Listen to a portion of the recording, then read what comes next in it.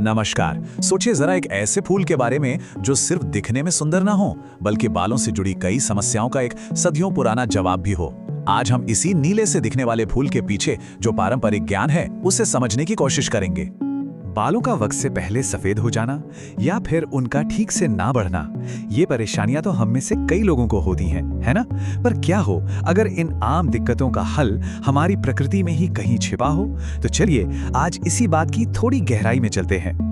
जी हाँ, जिनके बाल सफेद हो रहे हैं, उनके लिए ये नुस्खा किसी वरदान से कम नहीं है। अब इसी एक लाइन ने हमारा ध्यान खींचा, तो सवाल ये है कि आखिर ऐसा क्या खास है इस फूल में? चलिए पता लगाते हैं। तो जी, इस रहस्यमयी फूल का नाम है अपराजिता, जिसे इंग्लिश में बटरफ्लाई पी फ्लावर भी कहते हैं। और सबसे अच्छी बात पता है क्या है? इसे इस्तेमाल करने का तरीका बेहद आसान है। वैसे बनाना कैसे है? देखिए, बहुत ही सिंपल है। बस रात में 1 गिलास गर्म पानी लेना है, उसमें 4 से 5 फूल डाल देने हैं और फिर बस इंतजार करना है जब तक कि पानी का रंग गहरा नीला न हो जाए। इसके बाद फूलों को निकालकर फेंक देना है और सोने से पहले इस पानी को पी लेना है।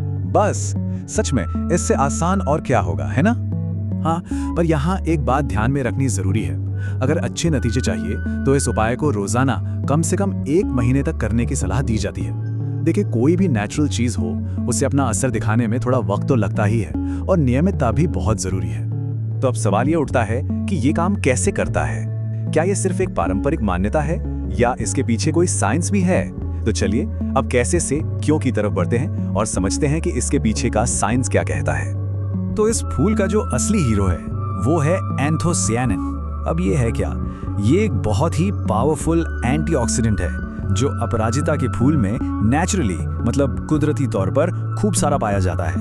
और अगर आसान भाषा में कहें तो ये एंटीऑक्सीडेंट्स हमारे शरीर के गार्ड्स की तरह काम करते हैं। तो ये एंथोसाइनिन करते क्या है? जैसा कि हम देख सकते हैं, ये हमारे शरीर में फ्री रेडिकल से होने वाले डैमेज से लड़ते हैं, हमें पोल्यूशन जैसी भारी चीजों से बचाते हैं, हमारे लीवर को डिटॉक्स करने यानी कि अंदर से साफ करने में मदद करते हैं, और तो और ये खून को साफ करने में भी काफी मददगार साबित होते हैं। और देखिए, यहीं पर पूरा कनेक्शन समझ में आता है। इस उपाय के पीछे का जो मेन लॉजिक है वो यही है कि जब हमारा लिवर और खून अंदर से साफ सुथरे और हेल्दी होते हैं तो हमारे बालों की जड़ों को भी बेहतर न्यूट्रिशन मिलता है। मतलब अंदर की सेहत का सीधा असर बाहर की खूबसूरती पर पड़ता है। तो ये काम कैसे करता है ये तो समझ आ गया, पर सवाल ये है कि इससे उम्मीदें क्या रखनी चाहिए। तो चलिए अब इसके फायदे और हाँ, एक जरूरी चेतावनी दोनों पर नजर डालते हैं ताकि हम सब रियलिस्टिक रहें। देखिए, एक तरफ तो इसके जो संभावित फायदे हैं वो काफ़ी अच्छे लगते हैं, जैसे बालों का झड़ना कम हो सकता है, उनकी रीग्रोथ में मदद मिल सकती है और बाल मजबूत भी हो सकते हैं। लेकिन सिक्के का दूसरा पहलू समझना भी उतना ही ज़रूरी है। सच्चाई ये है कि इसके नतीजे हर किसी के लिए एक जैसे नहीं होंगे।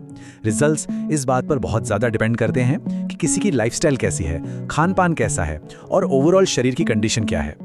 और ये शायद इस पूरी बातचीत की सबसे जरूरी बात है। हमें ये समझना होगा कि ये एक सपोर्ट रेमेडी है, मतलब एक सहायक उपाय है, कोई जादू की छड़ी नहीं है।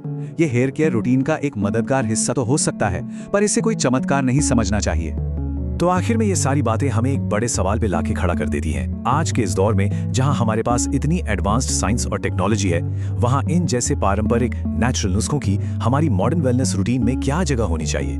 ये एक सोचने वाली बात है ना?